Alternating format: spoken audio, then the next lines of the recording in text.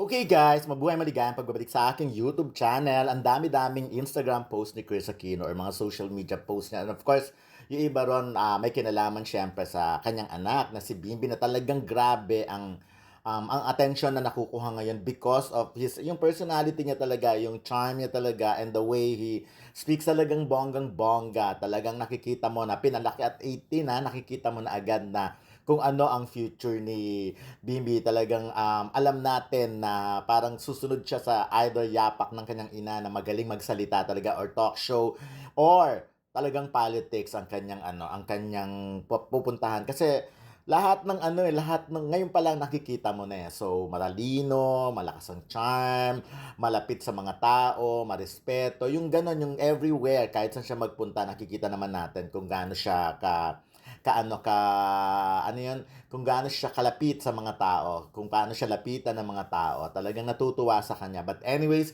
ayan nga, ito, babasahin ko napakaraming post ni Chris Aquino. Sasabi nga niya dun sa isang 14 hours ago, you are going to get a lot of beam. I am currently confined, now getting a 2D echo. Tomorrow it's my PET scan. I will give you a complete health update and we are choosing where we'll be living. Kailangan ko ng fresh air and cooler climate. The sea breeze will be wonderful. May suggestion kayo. So, kailangan maglipat. Naghanap si Chris. So, dati naman sinasabi niya, di ba? Remember nung pandemic, naabutan natin na kung nasaan siya nagpunta noon. So, kailangan niya ng dagat, yun nga yung sea breeze.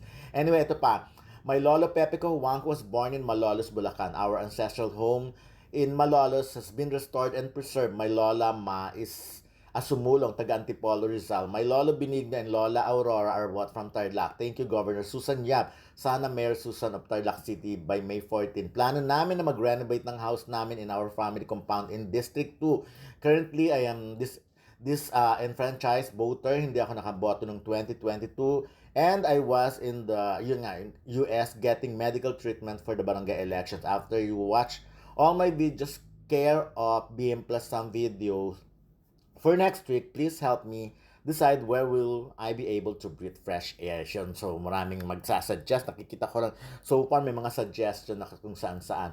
Eto pa, Bimba's commitment is finishing 11th grade and by June, he will start 12th grade. His schooling is a hybrid model. A few with his teachers present and some he does online. And you will see more of me because I do have some medyo sad news about my, but I will continue to do my very best para lumaban at hindi sumuko. You will see my journey because kayo ang warriors ko. God only wants us to keep the faith. The reason sila ni Bim, kay Brosas, my BP was very elevated, 165 over 112.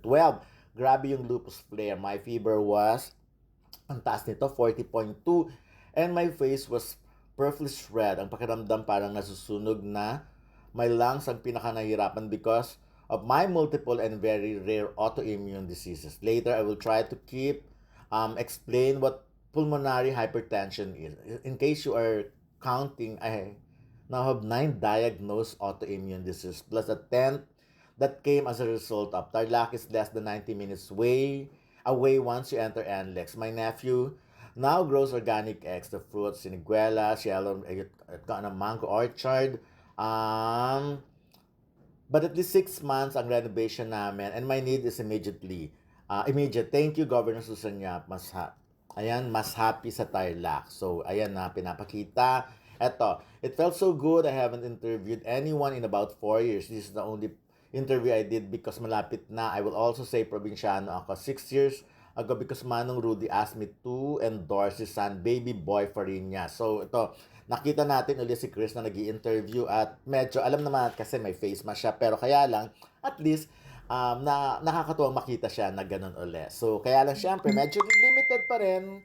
So, mas maganda kasi yung dati talaga, alam mo yung ultimate yung mga tawa niya, nakakamiss talaga yung mga pagtatanong niya. But anyways, the Farinas, especially Manong Rudy, Rhea, and Baby Boy have been so kind to me, ICF, since we reconnected. This is really help enrich my spiritual life. As soon as I'm released from the hospital, I will go to their private chapel to pray. Magmula nung pinakita ni RCF, yung chapel nila, naramdaman ko that I need to go in order for my healing to begin. As a reminder, you can only vote one party list. Vote for two. Sinayan nyo ang boto nyo. Matagal ko nang gustong tumira sa tabing dagat kasi yung simoy ng hangin Sobrang nakakatulong, bukas na lang after my pet scan. Eto yung ano ko, eto yung isa sa mga kinlaro niya, 'no. Um, gustong tumi Bukas na lang after my PET scan, I will tell you the truth because I am so tired of seeing I am dead. Na itong healer na may solusyon, na may kumulam sa akin. Please stop. My faith in God's mercy, in the salvation from Jesus Christ becoming man, and in Mama Mary's mantle of protection. It remains strong. Let's all continue to pray for everyone experiencing pain daily. Sana gumanda pa ang sahod ng mga government health workers sa Pilipinas para hindi nahangad na marami akong magtrabaho abroad. Ayun. So, 127 sa Balota, probinsyano ako. So, ayun yung mga sinasabi ni Chris. Totoo naman, nakita naman natin na nagkalat yung mga kwento tungkol sa ganito, sa ganyan, na kesyo wala na siya, nakakaloka, di ba? Parang napakawalang konsensya ng ibang tao talaga. But anyways, yun nga yung mga tungkol sa kulam. At least, in-address ni Chris Aquino yun ngayon. Kaya tulad yun, ayun no, sinasabi niya nga dito, I will tell you the truth because I am so tired of seeing I am dead. Yon. Anyways, kung sino man yung mga nag-iimbento na yan, Diyos ko, nakakaloka kayo, no? Anyways, eto pa. Kuya Josh Beam and proud members of the Binay family. Ate Nancy, thank you for loving. Kuya, I super enjoyed being with you every day. To one of my best friends, Ann, Kuya second mom, you are the most trustworthy, loving, super maasahan younger sister I could ever have prayed for. Hindi man tayo magkadugo. Pinili natin maging kapatid, kapuso at kapamilya, kayakap sa bawat pag-agos ng tadhana. Ang ganda ng mga mensahe ni Chris. But anyways, ayun lang malinaw yung tungkol sa kulam at yung lagi ng paulit-ulit na